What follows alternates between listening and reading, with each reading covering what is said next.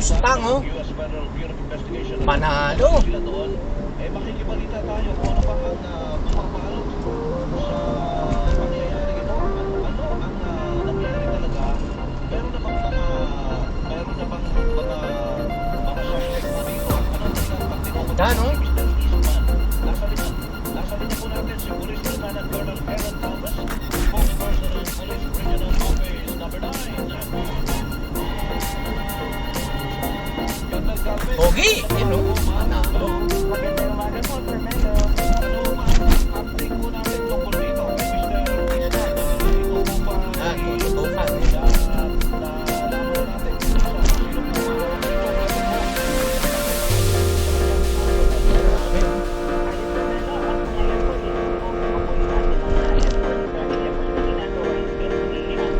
Nakakatakot na bangka rin. Ang pogi, eh.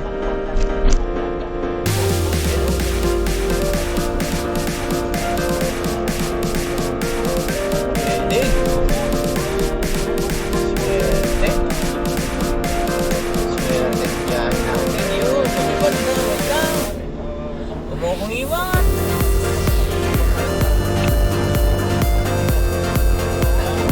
Ganda.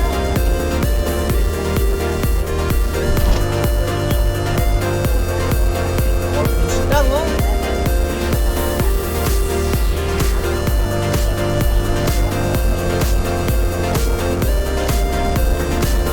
Sisipat na naman. Oh. Yun, dali na naman. Yan, oh. tama ba ito? Lagi po yun. Kaliwa, Kaya oh. nakadeklara na trabaho. Yun po yung lumalabas sa investigation. Pogi. Although hindi naman po ganun ka-assistant ng vlogger, sir, kasi medyo maliit pala yung Opo, anong kanyang mga kinukulang benepisyo ng kanyang vlog?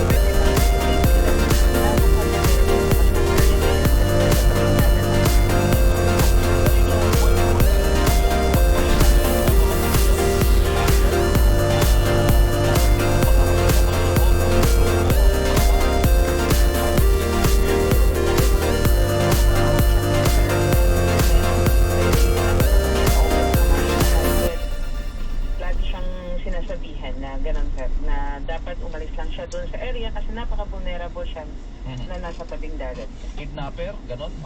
Malala ba ang may mga insidente ba ng kidnapping ng mga nakalipas po dyan? 2020 po may Opo, ano pong grupo po yun? Yung mga local po at saka yung by history po pwede hindi nila pinapasa sa mga malaking threat groups. Opo, may Abu Sayyaf ba dyan sa inyo? Yeah, we cannot confirm this time pero dati naman, sir, meron po. Hanggang ngayon? Hindi pa natin mako-confirm sa ngayon, sir. Lalo na hindi natin maitukoy pa sa ngayon kung kaninong grupo po talaga Opo. ito. Pero sabi nyo nga, wala pa naman pong impormasyon na nakakarating sa inyo. No? Wala pang ransom demand hanggang ngayon. Tama ho, Sir Melo. Walang ransom demand. Mhm. Yung FBI agent din nagsabi ho na wala din nakarating na any information or ransom demand sa USA. Pero bakit binaril pa daw po ito sa kanyang binti bago siya naisama? Opo, tumangkang tumakas po. Tumagpo ito nung pumasok yung dalawang lalaki sa bahay. Opo, at sinakay po, saka isinakay sa bangka, ano po?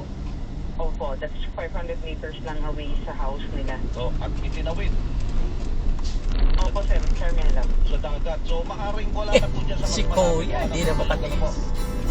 Hindi natin i-discount yung nandito sa area, Sir Melo, kasi nung nangyari yun talagang malaki yung fire na nasa dagat. At madami na itong ginagawang mga border control dito. So, nandito pa rin, in-check pa rin natin sa area. And nakapabordering na natin as far as bar. Oo, maganda. Oo. Like parang dyan.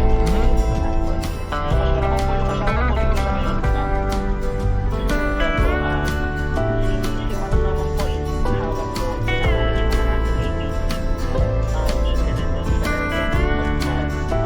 Matagal na pala ikaw may banta na pero parang baliwala na sa kanya. Oo. Parang paalala lang po sa kanya kasi sino ito o pag-aalaala niya. Oo, may plakada po na sa labas po sabi niya parang natawag flag in this area. Parang gano'n.